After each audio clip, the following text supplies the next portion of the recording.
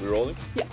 Hi, we are Berlin-based prog metal band R3VO. We're answering some interview questions for Metal Hammer today.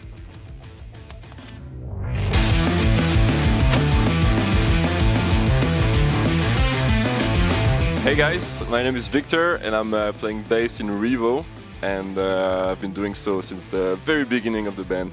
I'm Jahren, I'm the guitarist of the band.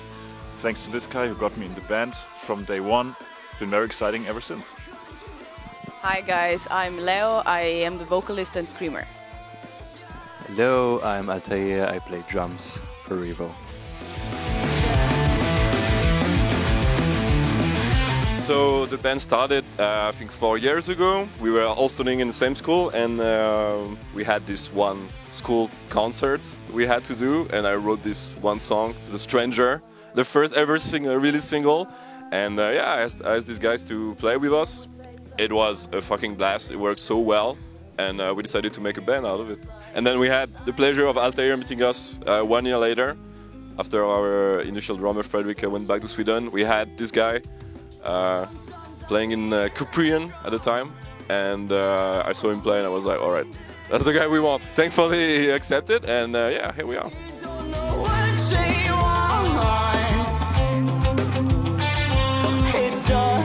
We're all very different musically, we all have different backgrounds, and since we write together, the outcome is very versatile even from one song to the other. So it's like there is this kind of like fuzzy bass sound that makes the identity of a lot of the sounds. It's proggy, it's technical at times, it's catchy at other times, it's mellow, and it's definitely like has a modern aspect to it, but there's also a bit of like retro-ish approach to like certain things, like bands like Pink Floyd and stuff like that also as well in the sound, I would say. And it gets heavy and it's all over the place a bit. It's R3VO. It's R3VO. Help me lose my mind.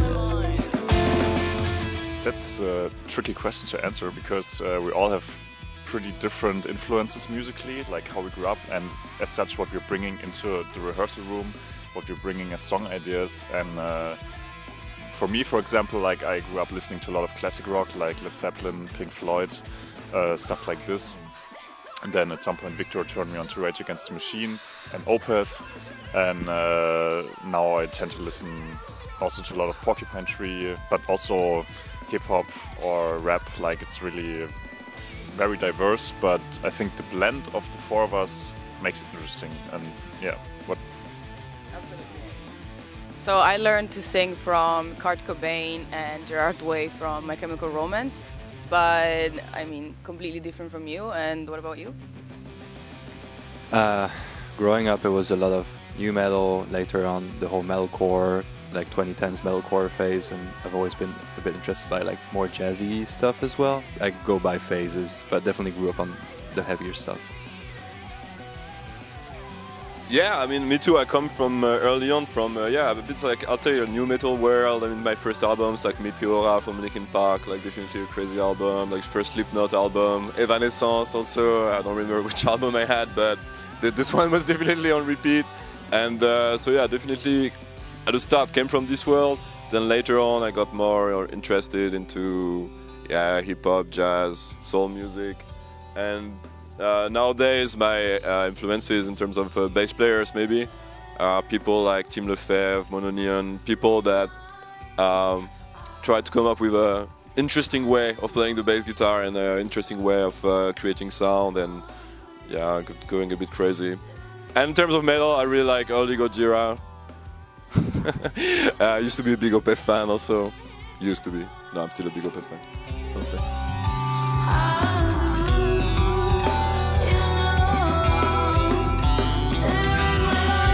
So yeah, I can say that it was pretty interesting.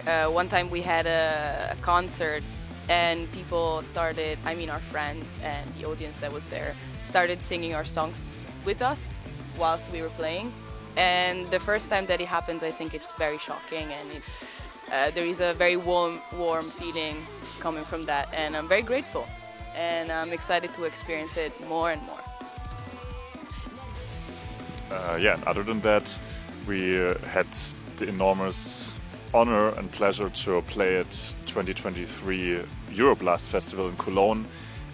We were opening the side stage on Sunday noon, and we thought there wouldn't be many people because it was the third festival day and it was 20 minutes after the doors opened. And then all of a sudden we entered the stage and the room was full. Shout out to this audience because it was crazy. Like for me personally, we never had such a dedicated audience who got the music from the beginning, and it was also just really cool to just hanging there, see many other bands being on the same lineup as some big bands that we like, and yeah, I hope there's some more of this kind of stuff coming.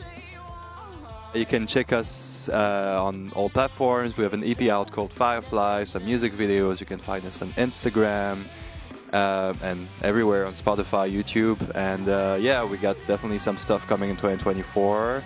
We cannot say much yet, but we're really excited. We've been working hard, and yeah, we're really looking forward to show you guys more stuff. Thank you so much, Metal Hammer, for having us today, and also for having us on your March 23 issue. And also thank you for Noisy Room for having us here today, and have a good one. Thank you so much. Woo! That was a good one. Yours was a very good one. Yours was a very good one. True, I remember. The charisma is off the charts. Oh my god, you're gonna have to cut so much.